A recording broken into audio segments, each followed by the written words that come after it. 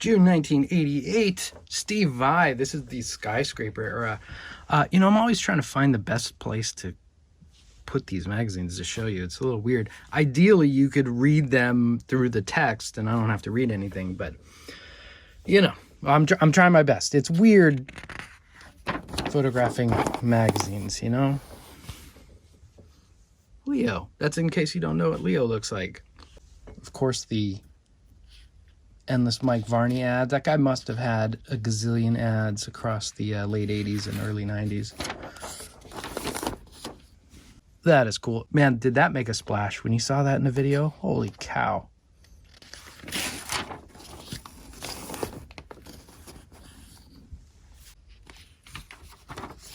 Oh, yeah. All right, Lukather in the listening room. That's young Lukather. That seems like maybe around... this is the 7th one, which is my favorite Toto album. It's the 7th one, and then Kingdom of Desire. And then there's a bunch of others in there. But those 2 albums are tops. All right, so he's talking about Clapton, of course. Of course he's going to like Clapton. And then Hendrix. These are like softball questions. Yngwie. Now we're talking. Does he like Yngwie? He says his influence is Bach, and no wonder it sounds like a Bach fugue. Playing's great. Unbelievable technician. When I heard him, it bummed me out. His chops were so intense. And it's clearly a guy who wants to be a rock mega god. Well, that's true. Still does. Going crazy. Of course, Vi and David Lee Roth. He goes, this is Van Halen off Fair Warning. No, Ed is going to kill me. It's Steve Vai. So he's just joking. Steve's a great player. I like that song, Going Crazy, too. I like the keyboard songs. I know a lot of people, they're like, keyboard songs suck from David Lee Roth, but I kind of like the way Steve interprets that and then plays around it. I think he does really cool stuff. And then Steely Dan, of course. I mean, that's like Lukather's influences. Steely Dan, Hendrix.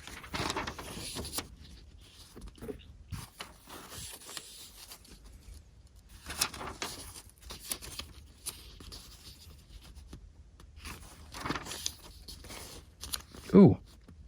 Part 2 of the Guitar Jam. What is this? Did they get these people together? What do we got here? John Butcher. Vivian Campbell. Paul Dean? Maybe?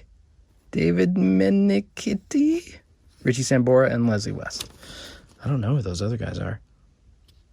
Oh, Dave Meniketti, Master Roadhog of Y&T.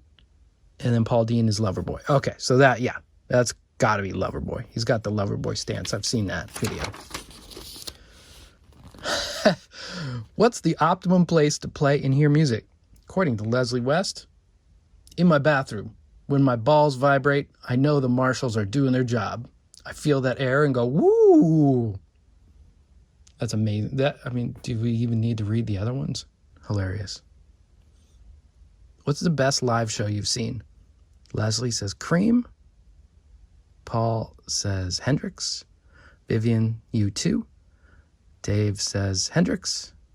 John says Jeff Beck. Leslie says it doesn't even matter wherever he played. It's Jeff Beck. So Jeff Beck. What did Richie say? Did Richie say anything? Nope. They skipped Richie. But it's going to be Hendrix, Clapton, or, Jeff Beck, basically. That's his guys, too. And then they just get into a nice big conversation.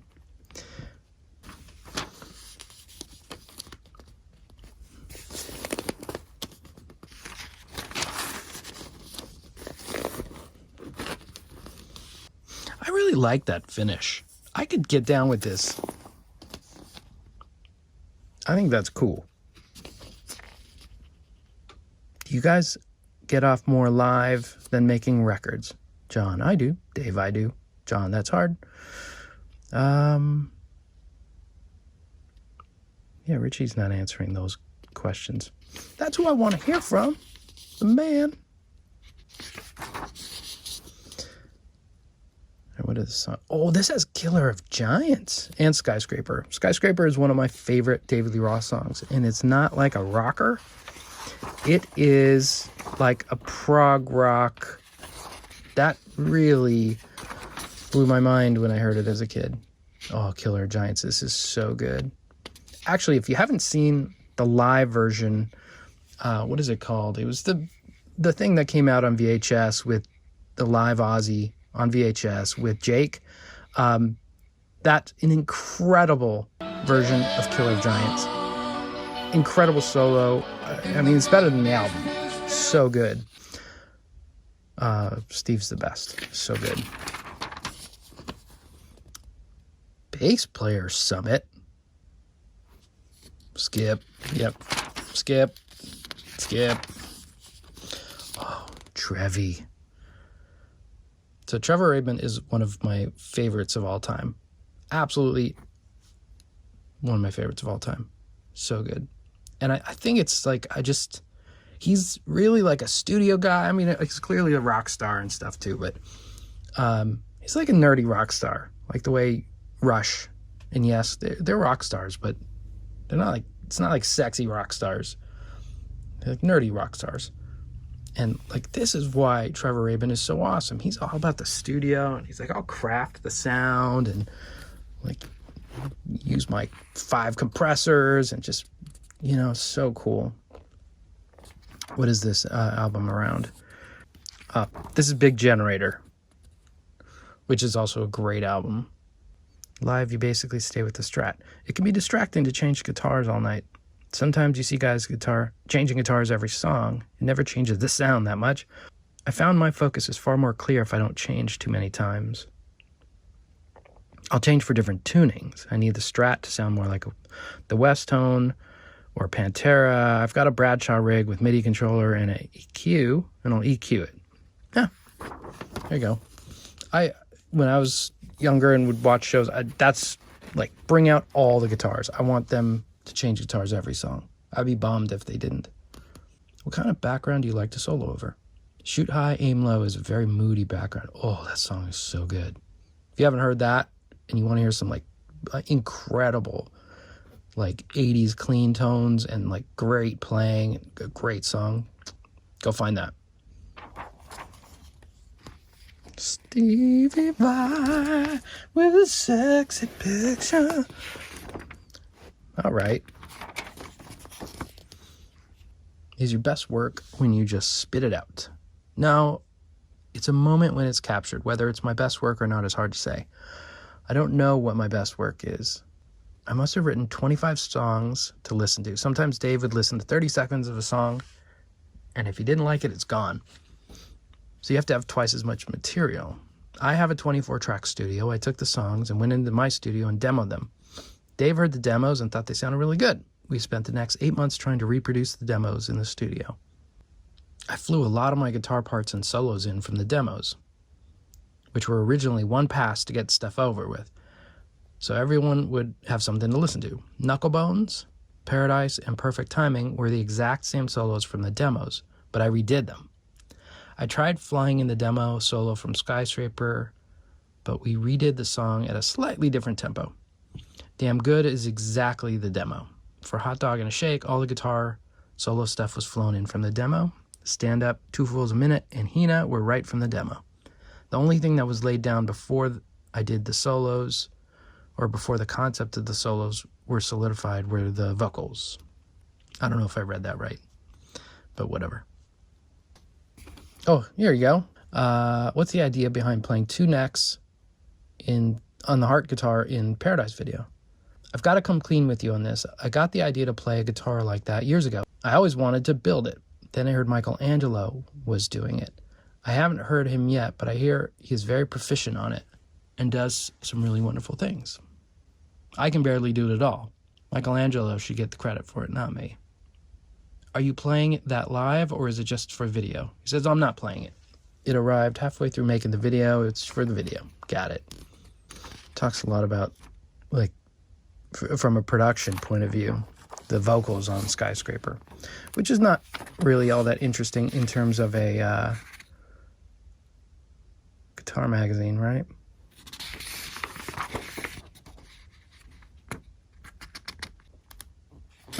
I'm skyscraper. All right, here you go. The silliest column ever, which is like how to get the sound. Just throw up 4 boss pedals. Metal distortion.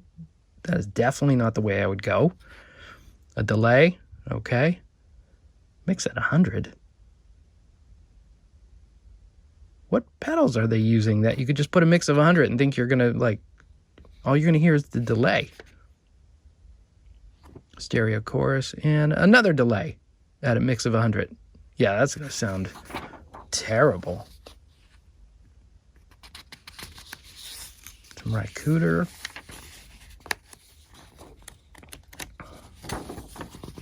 We'll come back. Will I see you, Tony? We'll come back to you. What's this? Rycooter. Nice. Look at that, a rack-mounted rat. Dual rat.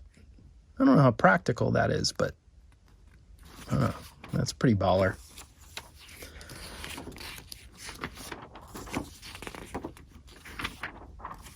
There you go. Tony Mcalpine with his BC Riches. I like those. I would love to have a BC Rich one day. A gunslinger. Yeah, Tony's one of those guys that he's clearly awesome. I know people that, like, he's one of their favorite guitar players, or at least shredders. And I listen, and I'm like, I don't know. Maybe his just tone was never quite there. There's something about, like, his vibrato or how he lands notes that just, like, it's cool. I like when he was playing live with Vi. I mean, that was really cool.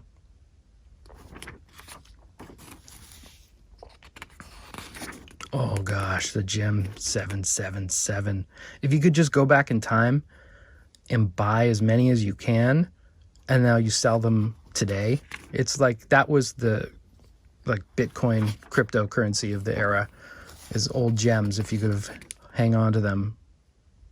Oh, this is interesting. So we're back to that guitar jam. Vivian Campbell. Hey, have you seen Def Leppard live on the Hysteria tour? They sounded great, just like the record. That's the most overproduced record of the last 10 years. You're talking overdubs for weeks. They've got all the sampling and all the vocals. Rick Savage, the bass player, has a little headset mic.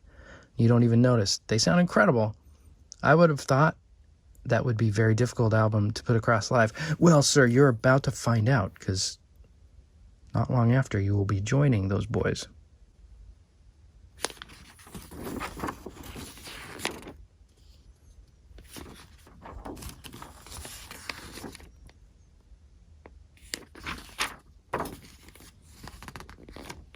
Is this Vi? Are we back to Vi? All right, now we're back to Vi. Which rhythm players do you like? In the rock idiom, a lot of players miss rhythm playing of Eddie Van Halen, of course. Pete Townsend is great when he hits a chord. One of my favorite guitar players right now is Michael Hedges. Joe Satch has a lot of great chordal rhythm things that are just tension. Yeah, but Joe is not a rhythm player. I mean, that's kind of the bummer on his albums. Like, there mostly is not riffs, and there's not really rhythms. It's just like, you know? I mean, his changes are amazing, and his melodies are amazing. You could tell his changes are amazing because they get sampled into pop songs, and then he probably makes some boku bucks there. Like Coldplay. So on the equipment side, has your rig changed much? This is Vi. I basically have the same rig as last year. I added an Eventide H3000. I'm still working on repronouncing that name. An Eventide H3000 harmonizer that has diatonic pitch change, which was something I worked on with them. I have my tech go through all the presets on the Bob Bradshaw rack. I have him pop through all the presets during each section of the song, so it's a good rendition of what goes on the record. Is the Ibanez Gem guitar what you want it to be? Absolutely, I love it. I'll be playing it for a long time. It's true.